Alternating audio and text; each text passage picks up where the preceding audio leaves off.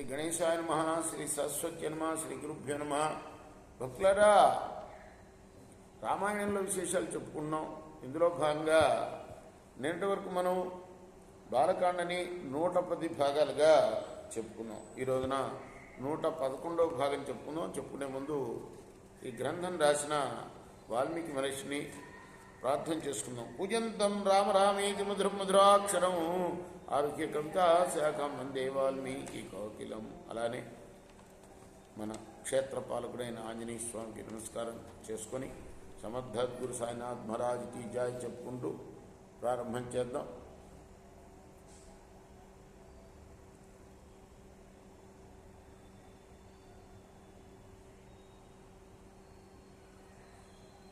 పరశురాముడి మాటలు విన్న రాముడు ఆయనతో ఇలా జవాబు చెప్పాడు. ఓ భార్గవుడా,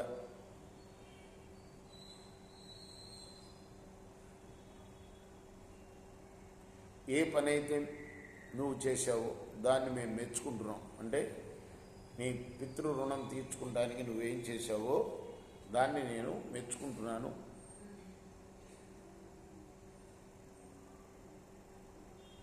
నువ్వు ఇప్పుడు క్షత్రియుడిగా ఉన్న నన్ను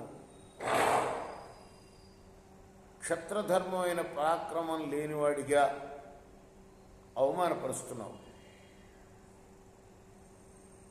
కాబట్టి నా తేజస్సుని ఈరోజు చూడు నువ్వు అంటూ ఆ పరశురాముడి చేతిలో ఉన్న బాణాన్ని, ధనుర్బాణాన్ని గ్రహించాడు. ఎక్కుపెట్టాడు, బాణం సంధించాడు. అప్పుడు ఆ భార్గవ రాముడితో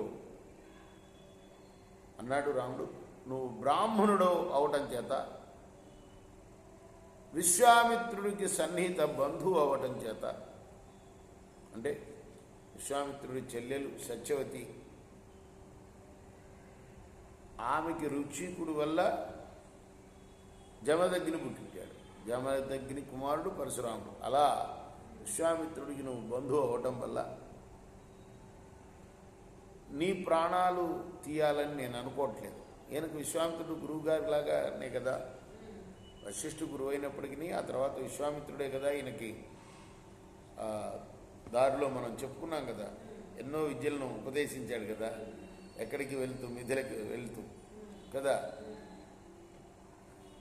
కాబట్టి ఆయన బంధువు అవటం వల్ల నేను నీపైన బాణం విడవచాలకుండా ఉన్నాను. కాబట్టి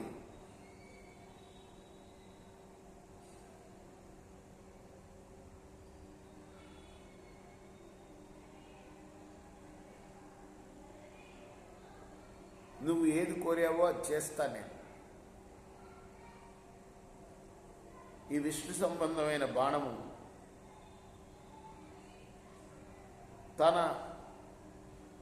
తాను విఫలం అవ్వకూడదు అంటూ ఆయన ఏం చేస్తాడు అని దేవతలందరూ కూడా ఆకాశంలో వచ్చి నిలిచి చూస్తున్నారట. ఇప్పుడు ఏం జరుగుతుంది వీళ్ళిద్దరి మధ్య అని.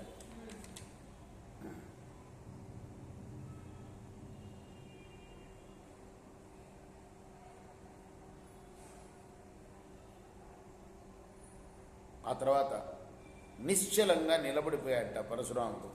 అంటే అలవోకగా బాణాన్ని తీసుకున్నప్పుడే ఆయనకు అర్థమైపోయింది. రఘురాముడితో అన్నాడు, పూర్వం నేను ఈ భూమండలాన్ని అంతా కూడాను కాశ్యపుడికి దానం చేశాను. అతడి నా దేశాన్ని నువ్వు నివసింపవద్దు అని ఆదేశించాడు. నన్ను ఆదేశించడం కాదు, నాతో అన్నాడు. నేను అలానే అని చెప్పి ప్రతిజ్ఞ చేశాను. వీరుడవైన ఓ రామ,